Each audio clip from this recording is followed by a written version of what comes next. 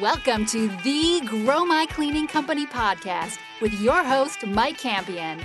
If you are passionate about the cleaning industry, you are in the right place. Love what you hear? Spread the word and tell the cleaning world this is the place to be.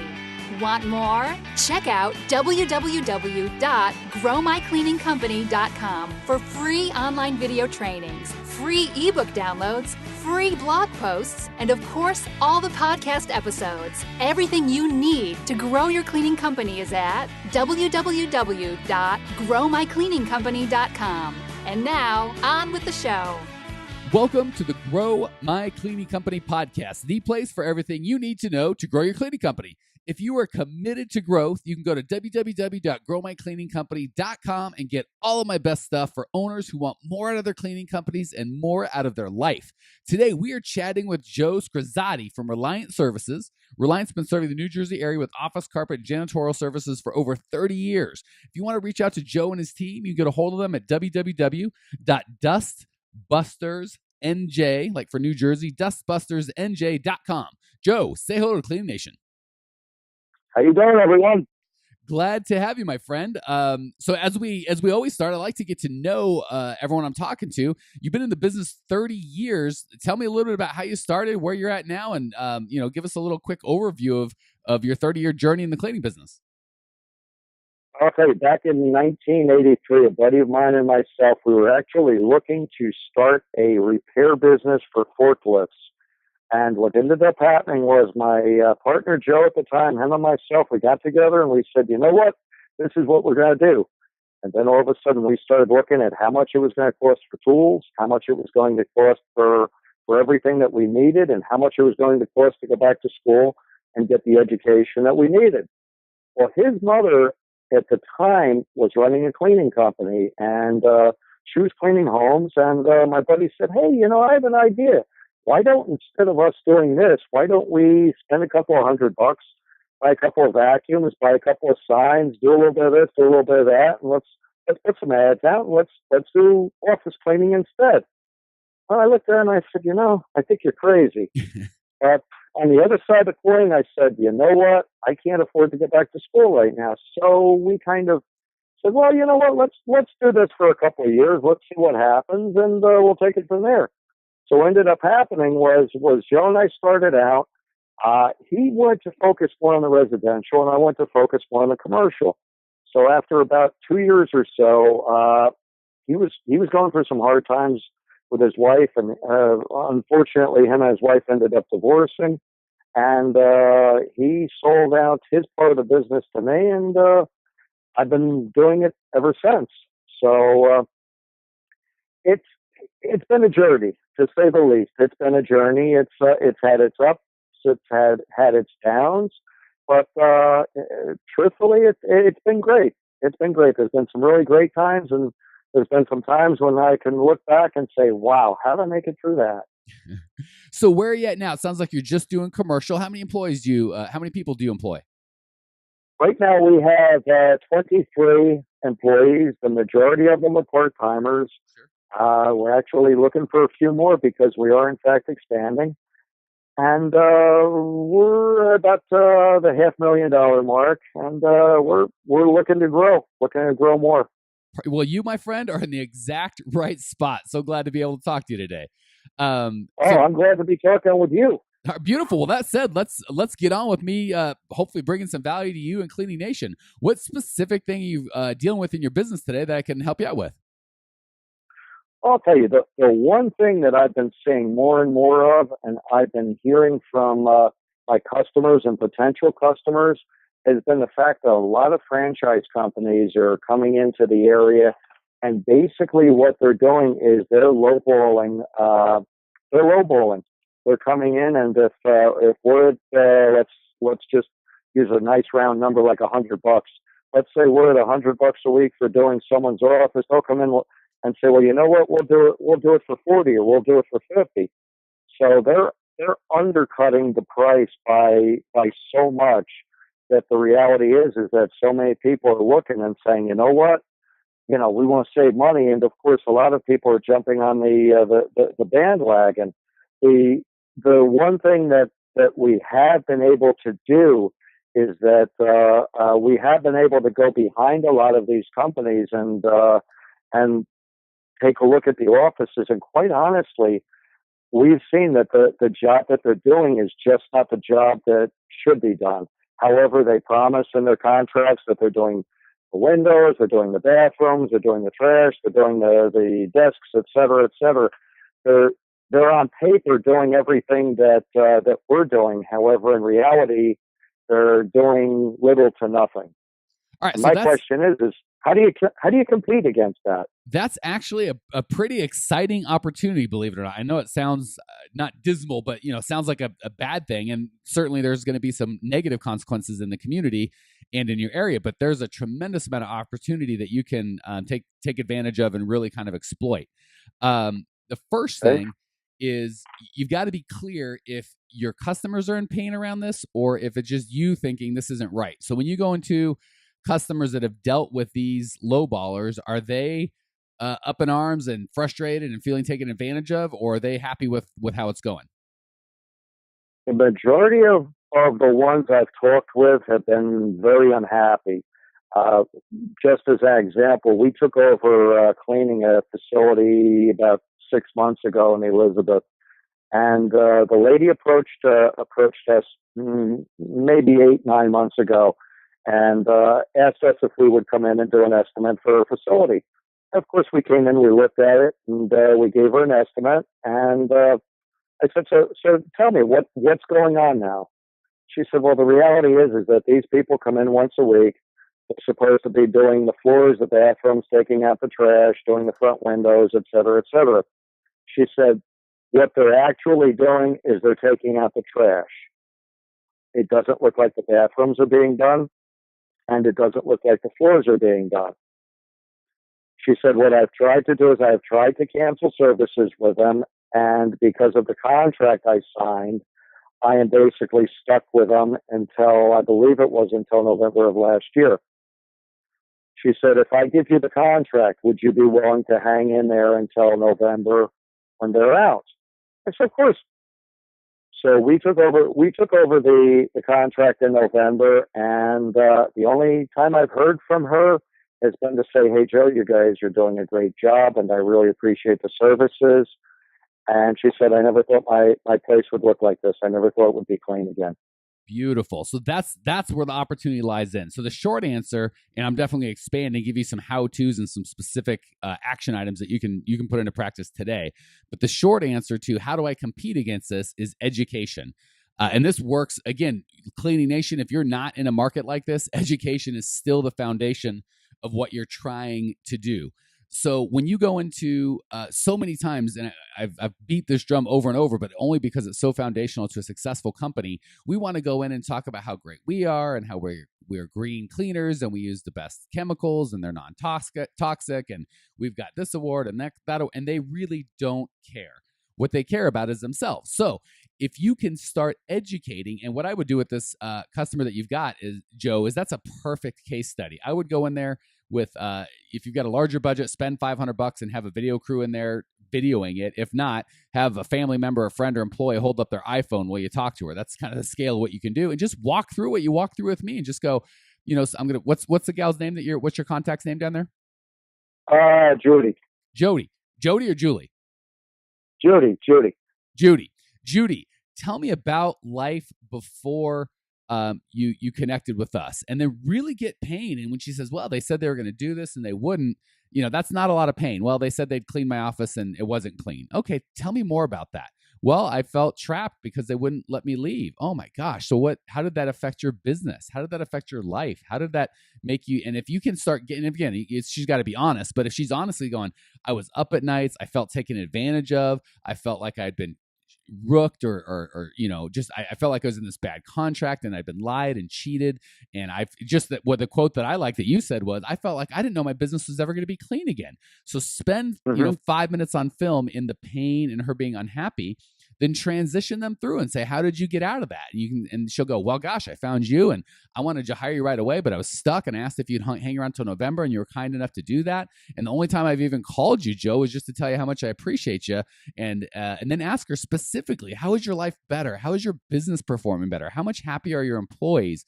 Tell me about customers when they come in. Have you gotten and get these very specific feedback. You put that video on your website, you include it in your bids. And if you've got 2 or 3 customers like that, for crying out loud, get their faces on video, get these sound bites and include them in your bids. So the first thing is education. And the way you're going to do that is you've got to make sure it's pain points. That's why the first thing I asked is, do your customers really care? Because if your customers go, the service isn't great, but it's cheap and I don't love it, but I'm fine. Well, then we can't help there. You got to pick different customers. You're barking up the wrong tree. Obviously. Yeah.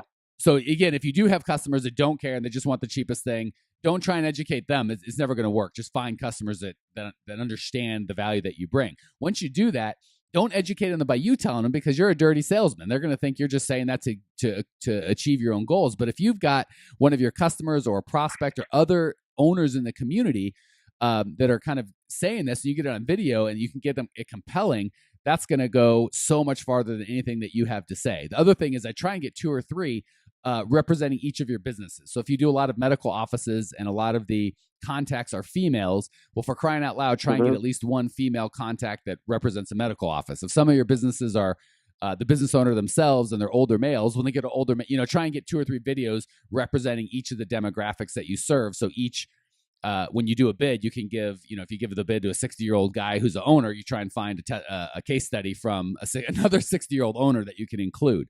So that's the first part with the education. Definitely. Does that make sense so far? Yeah, it does. Okay.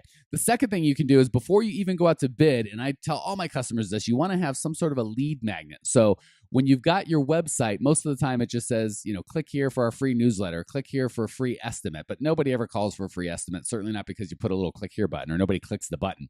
What you want is, 20 things you've got to know before hiring a cleaning company, or 8 mistakes business owners make when choosing a facilities manager. And then tell the truth. Say you don't sign a long-term contract, for crying out loud, because, if someone asks you to sign a long-term contract, run. Don't pick the cheapest bidder. Here's why. Don't fall for the, does that make sense? So you kind of educate them before they even start. And when someone downloads that report, by the time you go to bid, they're already pre-educated and they're already predisposed to understand what you're saying. And if they don't like it and they're like, hey, I just want the cheapest price, you can save yourself even going on the bid. Does that make sense so far? Yeah, it does. Okay. And another pain point is you educate them, and the 8 things is, hey, make sure the person that is selling you the job is going to be the person cleaning the job, and explain the value that adds of, we're a real company with real employees and we don't subcontract out. So again, the big thing is education. You've got to be creative the way that you do it. You can have lunch and learns and bring people together and explain all this. You can have the testimonials or the case studies. Like I said, you definitely want to have a lead magnet that you put in all your bids. That's, maybe 5 or 10 pages. It just goes piece by piece over all the benefits to the customer, and let the customers tell you, right? Don't make up what you think. Go to the customers and say, what would you, say, hey, tell them I'm putting together a consumer report or a business guide report to save people from what you've been through. What do you want to share with people that they need to know about choosing a facilities manager? And they'll give you some of your best quotes and some of your best sound bites right there in your customer. Any questions or comments or concerns? No. Yeah, so far so good. Yeah, all sounds good. Cool. I'll give you one more piece of coaching and then we'll head on to the lightning round. The last thing that you're going to want to do is a unique selling proposition. And we talk about this a lot, and so few business owners put it into practice. The good thing is, Cleaning Nation, when you put it into practice, none of your competitors are, so you can kind of crush them. The 2 pieces about a unique selling proposition that you've got to have is it's got to be unique, right? So if you say that we're cheap or we're clean or we hired this kind of that, everyone says that, right? We're courteous, all that. That's none of that's unique. Money back guarantee, that's unique. I'm trying to think of, the example I always use. It's a good example just to show you it's a little ridiculous, but you might say, hey, we only send out good looking girls and cute little outfits to clean your place. Probably not what 90% of us are going to do, but with that unique selling proposition, if that's what your customer's looking for, they don't care about price and you're going to have a hard time being competed with. So you need to find your unique cute girls and cute outfits, whatever that case may be. And that really is going to set you aside. So like stuff like money back guarantee or a checklist that we use, or ask your customers that, or no contracts. You can get out of a contract anytime, or if the cleaning's no good, we'll redo it for free, or whatever the case may be. You want to find something unique, and it's got to be of value to your customers. Once you've got that your customers really care about, and you're the only one doing, that could be a business changer top to bottom, but it really eliminates these franchises that are just kind of being marketing tools and then giving 80% of the money to some person to fulfill the work. So a USP is another great way to stave off that. I'm just going to go with the cheapest bid. Does that make sense? Mm-hmm. Yeah, it does. All right, cool. Well, that should be a good month's worth of work. So I'm going to move on to lightning round and give you the opportunity with your 30 years of experience to give back to Cleaning Nation. So 3 quick questions. You're going to give 3 awesome responses. Question number 1, what's the best piece of advice you've ever received? The best piece of advice I've ever received is, wow, that's a very good question. One of my buddies told me one time, he said that pretty much you just don't stop selling. He said that everything that you do is sales. Whether it's you get up in the morning, you brush your teeth, he said no matter what, it's sales. You go out the door, he said make sure you have cards with you, because the first person you see might be your next customer. So it's just be prepared and constant sell. All right. Love it. Never stop selling. Fantastic. Question 2. What's the biggest mistake you've ever made in the cleaning business? The biggest mistake? Sounds like we got a good one coming. How about trusting that a customer's representative is going to do what he says he's going to do? We, on a Friday night, and this is going back probably about 30 years ago, we did a carpet at a facility which had absolutely no windows. It was a first floor office, but it was in a warehouse. And the building manager told me he would make sure that the air conditioning was left on all weekend long. We didn't bring fans. We didn't bring our blowers in because he said, don't worry about it. We're going to make sure that the AC is on. You won't need them. So we went in on a Friday night. We did the carpets. Well, Monday, we get a phone call from my boss, who's the general manager. He said, Joe, you have to come in here right now. I said, what happened, Mike? He said, the carpet mildewed. I said, now, how is that possible? They left the air conditioning on all weekend. He said, no, they didn't. The air conditioning turned off 6 o'clock Friday night, and it didn't start back up until 7 o'clock Monday morning. So all that carpet set and mildewed. It just sat there, and it mildewed all weekend long. We went in. We tried a couple of different chemicals that we had. Now, keep in mind, this is 30 years ago. At that time, we didn't have the knowledge that we have today. We didn't have the chemicals that we have today. And I, of course, didn't have the experience that I have today. Okay.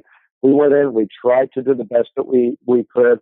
We ended up 3 days later, I get a call. Mike told me, he said, listen, Joe, he said, here's the deal. You have 2 options on this. He said, 1, you can pay for us to rip up the carpet and replace it. He said, or 2, I will pay you for the job and you'll lose the account. I said, Mike, I'll pay to rip up the carpet. Oh my goodness. It cost us, I want to say at that time it was about $1,500 to rip up. I don't know, maybe it was 1,000 square feet of carpet and get it replaced. But I'll tell you something, that was the best $1,000 I spent, because at the end, Mike's boss ended up saying, after he heard the story, he said, you know what, it really wasn't their fault. It was our guy's fault. He said, make it 50-50. He said, we're going to pay for half of it, and just Joe will pay for the other half. So whatever it was that we paid, I remember it was worth it, because we stayed. We kept that contract right up until they moved. And they unfortunately moved out of state. I think they moved out to Western Pennsylvania or somewhere. But we had that contract right up until they moved. So the fact that we paid for it, in the long run, we didn't pay for it. We made more money with it. All right, so beautiful. Yeah, thanks for sharing that story, man. That sounds like definitely something we can learn from. Last question. What's one idea owners of cleaning companies can put into practice today to improve their lives or their business? To improve their lives or their business is probably get somebody in the office who can help you, even if it's part-time. Love it. Yeah, I absolutely love it. That is probably my biggest headache is paperwork, because between bills, between new billing, between the bills I receive from my vendors, just the amount of paperwork that's generated. You remember the great lie that was told many years ago that once we had computers, they were going to eliminate all the paperwork. I don't know about you, but 20-something years later, after I had my first computer, I am more buried under with paperwork now than ever in my life. Appreciate my friend. All right, Joe, thank you. Thank you. That's excellent feedback. I appreciate that's good. Something we can all put in practice today. Thank you so much for joining us. Thank you for sharing your passion and your desire to grow.